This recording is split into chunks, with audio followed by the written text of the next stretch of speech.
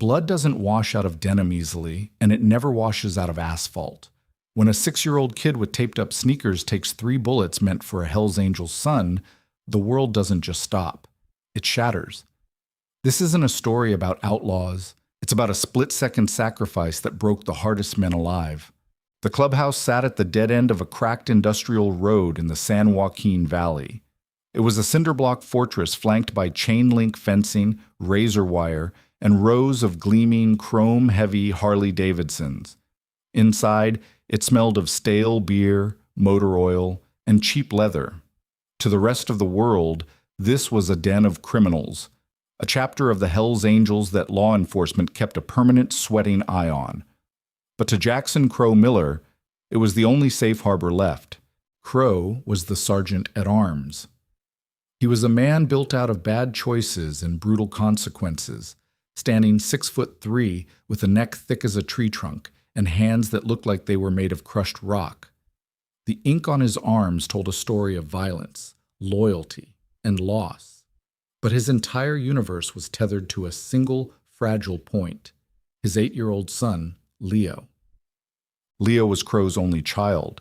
The boy's mother had died of an overdose when Leo was 3, leaving Crow to navigate the wreckage. Crow kept the boy insulated from the club's actual business, but Leo grew up around the peripheral noise. He was the clubhouse prince.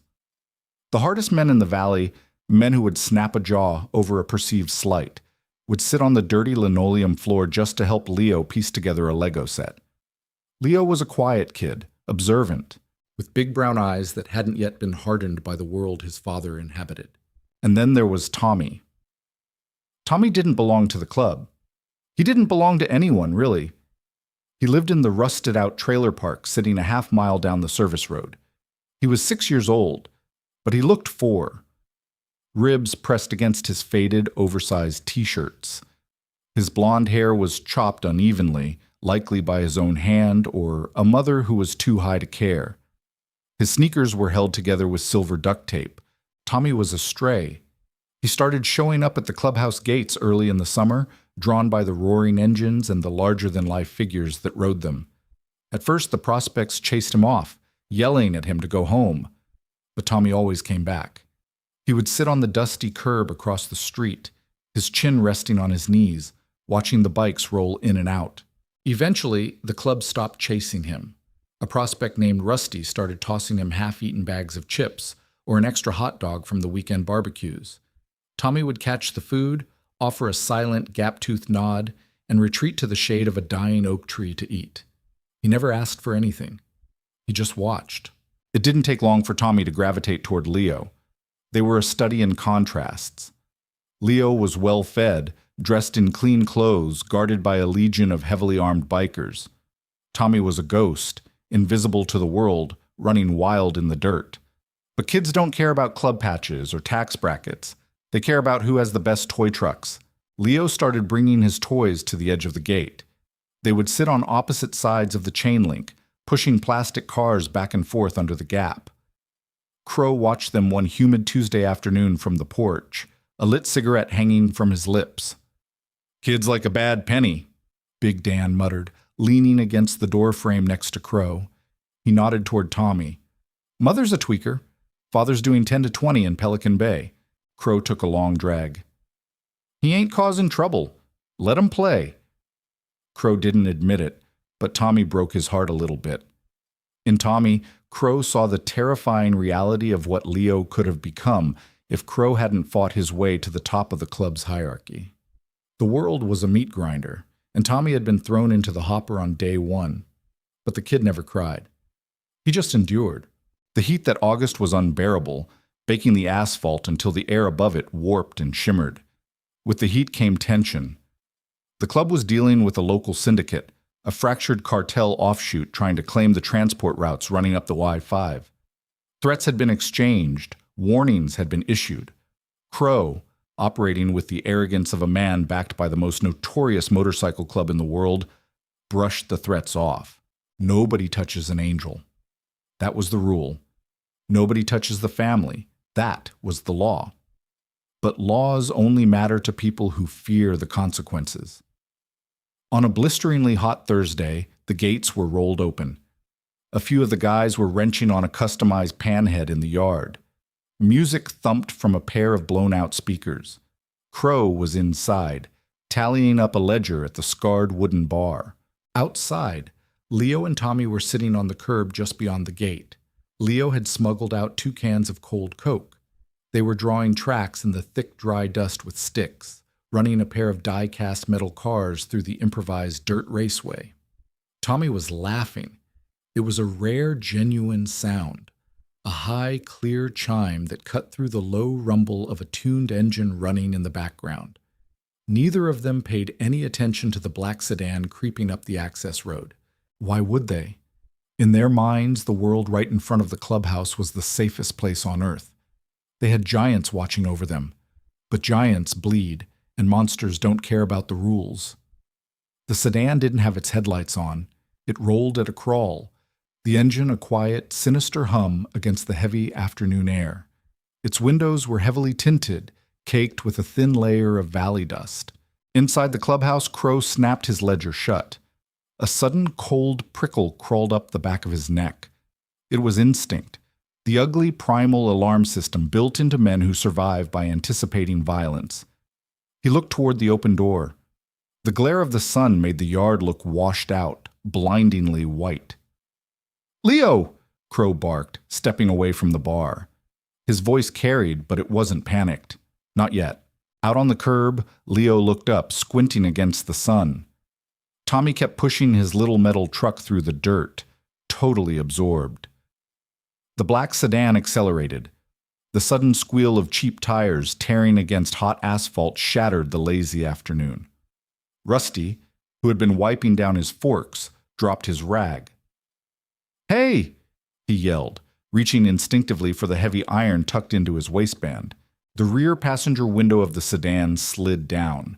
The matte black barrel of an automatic rifle poked into the blistering air. Time didn't slow down.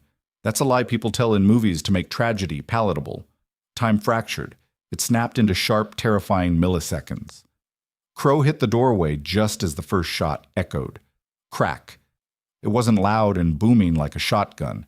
It was a sharp mechanical snap that whipped through the air. Crack, crack, crack, crack. Dust erupted in small, violent geysers around the curb. Chunks of concrete exploded. "Leo!" Crow roared, his voice tearing his throat. He launched himself off the porch, his heavy boots hitting the dirt, pulling his weapon. On the curb, Leo froze. He was 8 years old. He didn't know what gunfire sounded like in real life. He just saw the concrete violently sparking in front of him, and he froze, his eyes wide, the can of Coke slipping from his fingers to spray sticky foam across his shoes. Tommy didn't freeze. Tommy lived in the trailer park. Tommy knew what snapping sounds meant. Tommy knew violence. He lived with it, breathed it, hid from it under his thin mattress. Survival wasn't an instinct for Tommy, it was a reflex. Before the second burst of fire could chew through the space where Leo was kneeling, Tommy moved. The 6-year-old kid, weighing barely 45 pounds, starved, neglected, and ignored by the universe, lunged forward. He didn't grab Leo's arm. He didn't yell. He threw his entire fragile body weight into the older boy's chest. Leo went down hard, his head hitting the dirt, protected by the sudden human shield. The rifle barked again. 3 distinct, sickening impacts. Thwack! Thwack! Thwack! It sounded like someone hitting a wet sack of flour with a baseball bat. The sedan's engine roared, the tires smoking as the driver floored it, tearing away down the dead-end road, busting through a chain-link divider, and disappearing into the labyrinth of industrial warehouses. For 2 seconds, there was absolute silence. Even the music inside seemed to have suffocated. Then, the screaming started. Crow hit the curb on his knees, tearing the skin off his shins. His gun was out, his eyes wild, tracking the dust cloud of the fleeing car, but his hands were frantically reaching for his son. "Leo! Leo!" Crow grabbed the boy, hauling him up. Leo was sobbing, entirely unhurt, but his face and shirt were painted in a horrifying splatter of bright arterial red. Crow ran his massive hands over his son's chest, his arms, his legs, searching for the holes, his own heart stopping in his chest. No holes. No holes. "I'm okay, Dad. I'm okay," Leo wailed, terrified. Crow exhaled a breath that sounded like a sob. But if Leo wasn't bleeding? Crow looked down. Tommy was lying on his side in the dirt. He looked impossibly small. His dirty blonde hair was plastered to his forehead with sweat. The oversized t-shirt he wore, a faded graphic of a cartoon dog, was rapidly turning a dark, wet crimson. One bullet had taken him in the right shoulder, shattering the collarbone. Another had caught him in the side, just below the ribs. The third had torn through his abdomen. He wasn't crying. He was just looking up at the sky, his breathing shallow and incredibly fast. Hi, hi, hi. A terrible wet wheeze followed every exhalation. "Christ almighty," Big Dan breathed, dropping to his knees beside Crow. 3 other angels were already sprinting to their bikes, engines firing like a pack of wolves waking up, roaring out of the lot to chase a ghost. Crow dropped his gun. The sergeant at arms, the man who had broken arms and taken teeth without blinking, felt his hands tremble violently. He reached out and pressed his heavy, calloused palms directly against Tommy's tiny chest and stomach, trying to plug the holes. The blood was hot. It slipped through his fingers instantly. "Call an ambulance!" Rusty screamed, his phone already in his hand. "No time!" Crow bellowed, his voice cracking. "It's 10 minutes out! Bring the van! Bring the fucking van right now!" Tommy's eyes drifted toward Crow. They were pale blue, clouded with shock. He didn't look at the massive biker with fear. "Leo," Tommy whispered, his voice bubbling with a terrifying wetness. "Leo's fine, buddy. Leo's right here," Crow choked out, putting his face close to the boy's. "You did good, Tommy. You did so damn good. Stay with me. Look at me." Tommy blinked slowly. "My truck broke." He was looking at the die-cast metal car on the ground. One of the bullets had struck the pavement right beside it, snapping the tiny axle. "I'll buy you 100 trucks," Crow said, tears cutting clean lines through the dust and grease on his face. "I swear to God, Tommy. Just keep your eyes open." A rusted Chevy Astrovan, the club's supply hauler, screeched to a halt beside them. Big Dan threw the sliding door open, ripping out a pile of dirty blankets to clear the floor. Crow didn't wait for help. He scooped Tommy up. The boy was as light as a bundle of dry branches. As Crow lifted him, Tommy let out a tiny, high-pitched whimper of pain that tore straight through Crow's soul. Crow climbed into the back of the van, still applying pressure to the boy's chest. Big Dan jumped into the driver's seat and slammed the van into gear. Leo was left on the curb, held tightly by Rusty, watching his father speed away covered in the blood of the kid from the trailer park. Inside the van, the world was a nightmare of violent motion and deafening engine noise.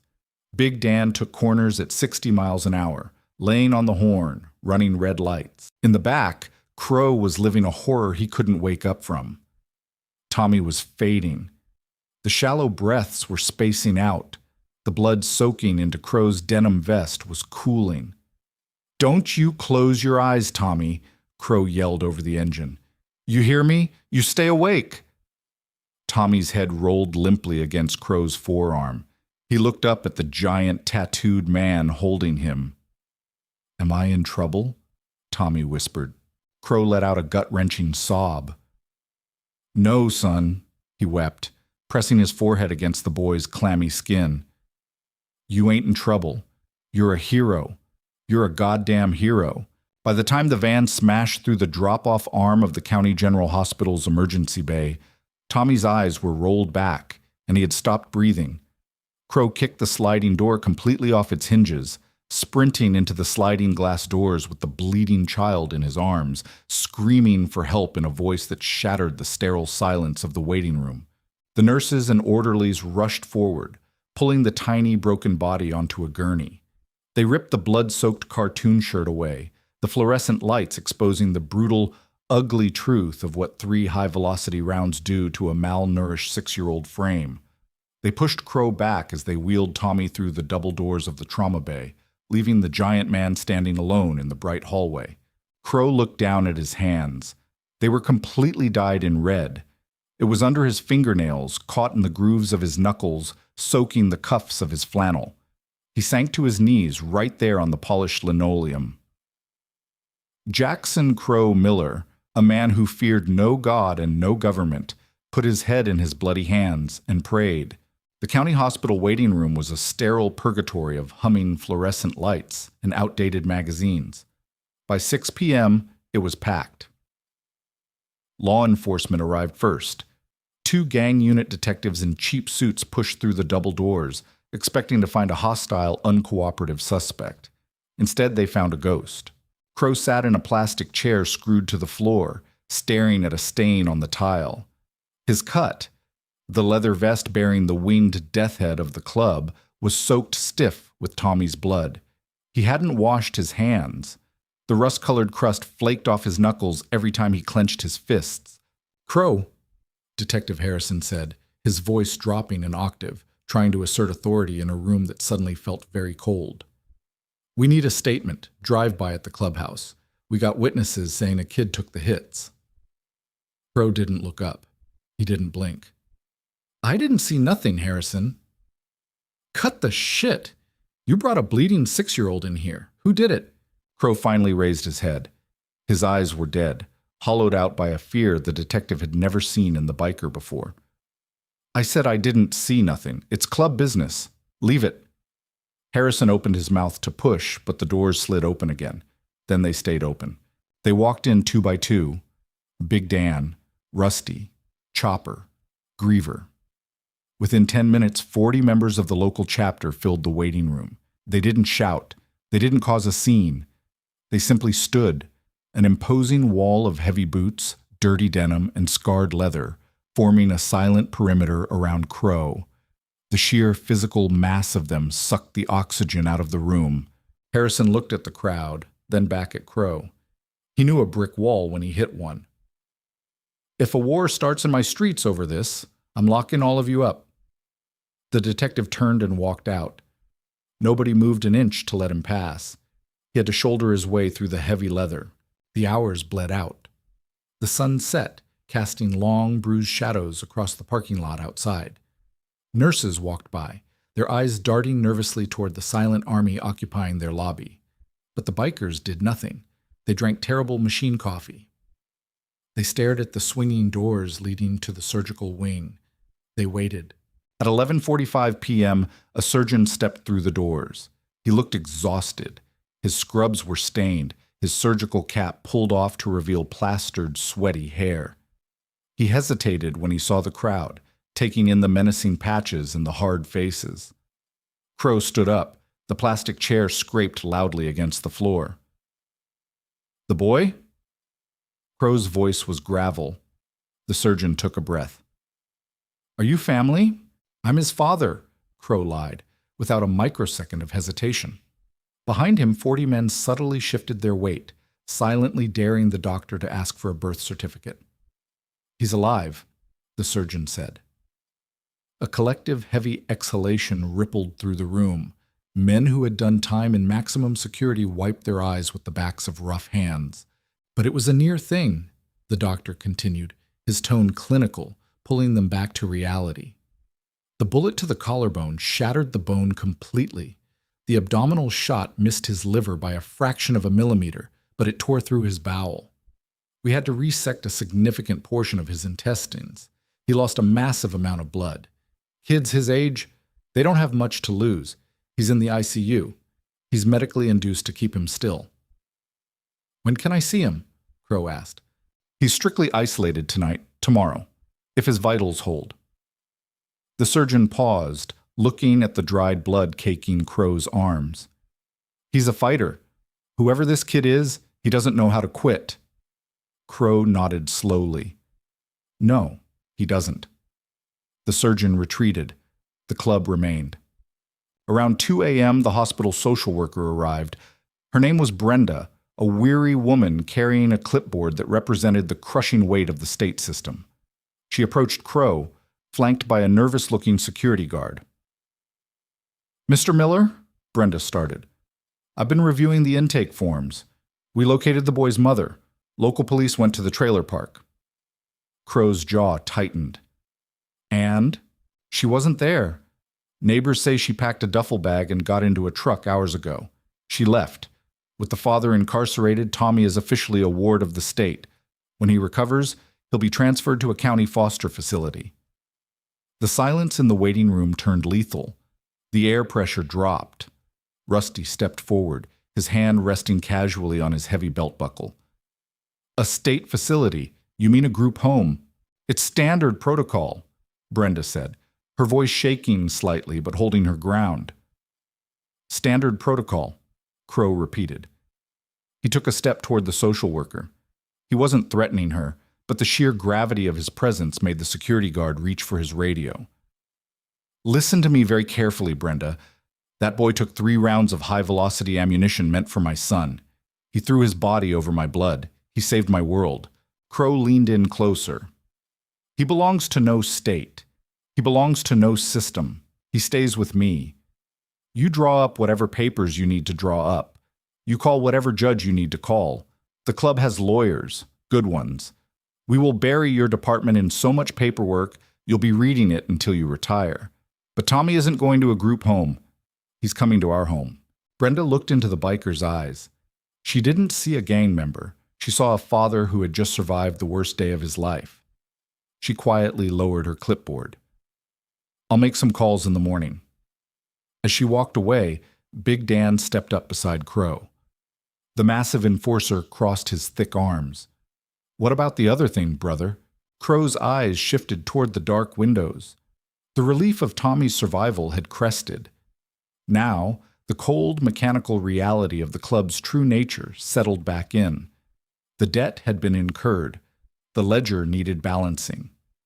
"Make the calls," Crow said softly. "Lock down the borders. Find the black sedan. Nobody sleeps until the men in that car are breathing dirt." The retaliation wasn't loud, and it wasn't public. There were no shootouts in the streets, no dramatic chases for the 6 o'clock news.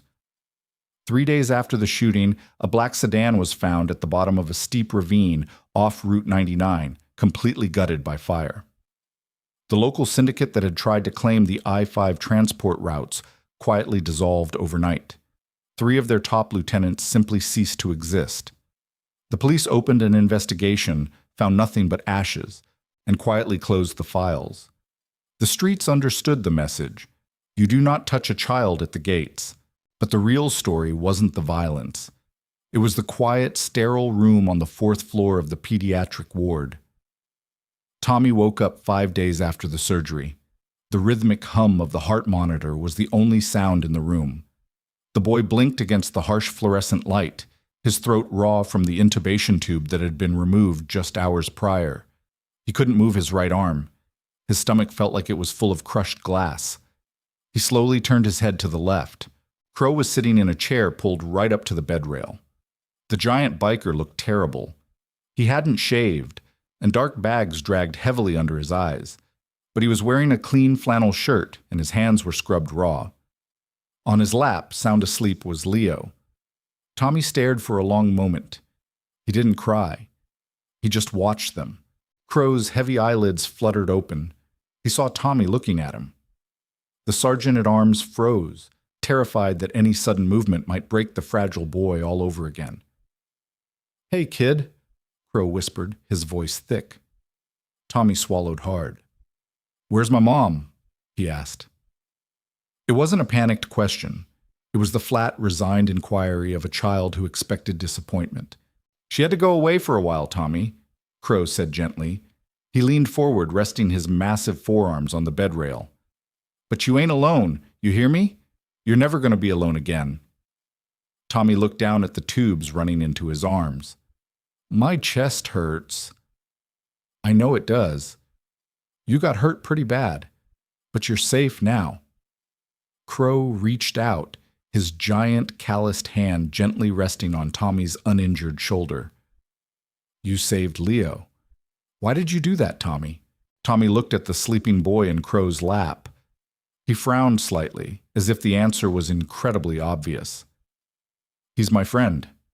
Friends don't let friends get hurt. Crow choked back a sob.